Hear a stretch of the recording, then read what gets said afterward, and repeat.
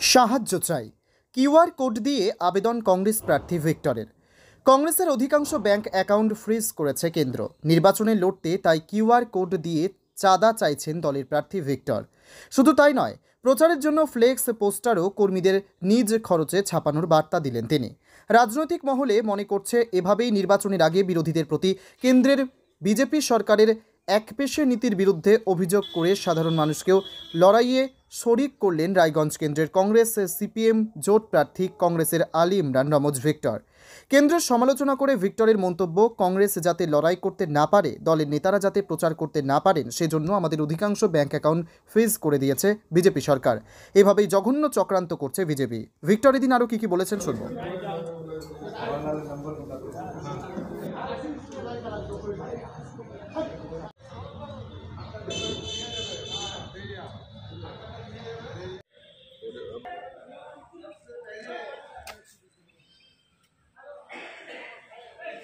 बोल जाइए जा जा जा घूमो, जब तक नहीं घूमो कैसे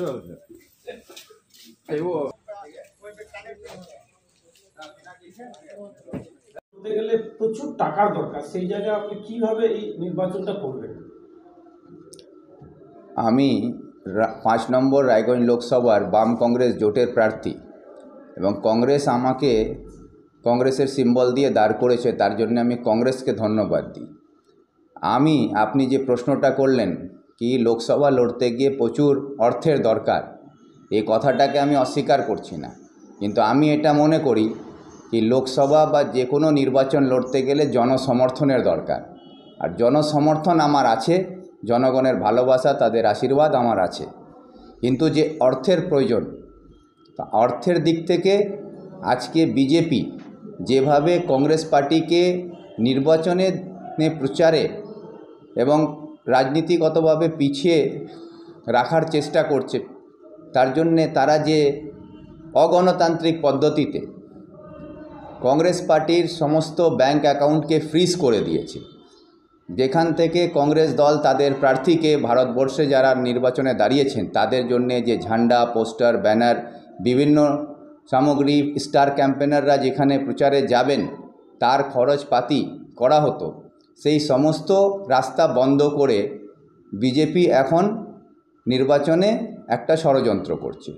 তার জন্যেই আমি জনগণের প্রার্থী হিসাবে বাম কংগ্রেস জোটের 5 নম্বর রায়গঞ্জ লোকসভার প্রার্থী হিসাবে আমি রায়গঞ্জ লোকসভার জনগণের কাছে আবেদন রেখেছি কি বিজেপির এই ষড়যন্ত্রকে মোকাবিলা করে তাদেরকে জনগণই উচিত উত্তর দিতে পারে।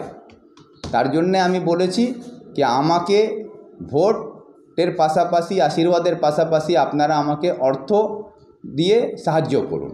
আমি এটা বলিনি কি কারো উপরে কোনো দাবি রাখিনি যে কাকে কত টাকা দিতে হবে। আমি বলেছি যেটা যার মনে খুশি, কেউ যদি 100 টাকা দেয়, কেউ 50 টাকা দেয়, কেউ 500 টাকা দেয়, সেটা তার ইচ্ছার মতন সে দিতে পারে। সেই অর্থটা বড় বিষয় নয়, বিষয়টা হচ্ছে কি মানুষের কাছে এই বার্তাটা যাওয়ার দরকার কি আজকে একটা মানসিকতা তৈরি করে দেওয়া হচ্ছে কিছু পুঁজিবাদী শক্তিদের মাধ্যমে, যারা এটা মানুষের মনে ঢুকিয়ে দিচ্ছে কি নির্বাচন লড়তে গেলে টাকা লাগবে, তারাই নির্বাচন লড়তে পারে। তার মানে আমাদের দেশের 80% মানুষ হচ্ছেন যারা গরিব মধ্যবিত্ত পরিবার থেকে আসে।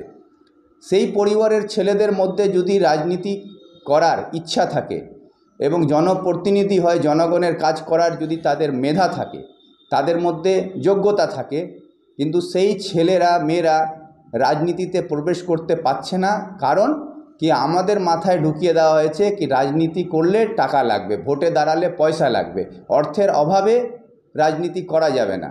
সেই জন্যে ভালো ভালো ছেলেরা, যে 80% দেশের মানুষ মধ্যবিত্ত পরিবার, বিলো পভার্টি লাইন যেখান থেকে উঠে আসছে, সেই তারা রাজনীতিতে প্রবেশ করতে হচ্ছে। তাদের জন্যে এই বার্তা আমি দিতে চাইছি কি জনগণের প্রতিনিধি হতে গেলে জনগণের যদি ইচ্ছা থাকে তাহলে জনগণই তার প্রতিনিধিকে বাছাই করে নিতে পারে এবং একজন ভিখারিকে রাজা বানাতে পারে, সেই ক্ষমতা জনগণের আছে। সেই জন্য আমি আবেদন করেছি কি আপনাদের অর্থ দিয়ে আপনাদের এর লড়াই আপনাদের জন্যে আপনাদের অর্থ কাজে লাগবে আপনার উন্নয়নের জন্য, দেশ রক্ষার স্বার্থে, সংবিধান রক্ষার স্বার্থে, ধর্মীয় সম্প্রীতিকে রক্ষা করার জন্যে, এলাকার উন্নয়নের জন্যে আপনার আওয়াজ, আপনার কথা বলার জন্যে আপনি আমাকে পাঠাবেন।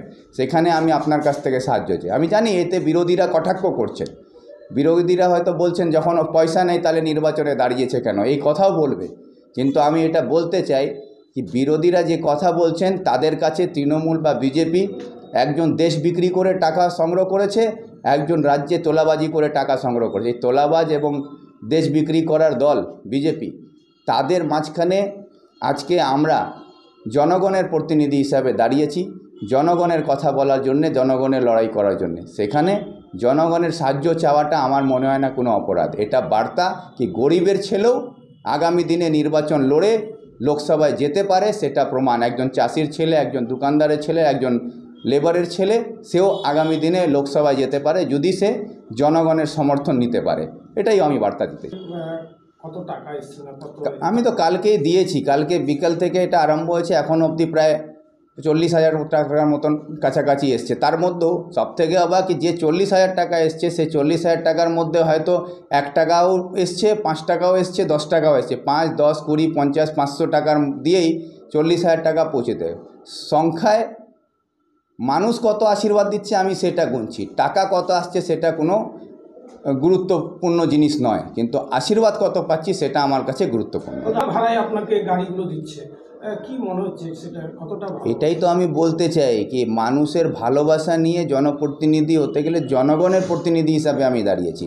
আজকে আমার সঙ্গে যে গাড়িগুলো চলছে, যে গাড়ির ওনার, সে নিজের পয়সা, নিজের গাড়ি, নিজের তেল, নিজের সময় সব কিছু আমাকে দিয়ে আমার সঙ্গে ঘুরছে।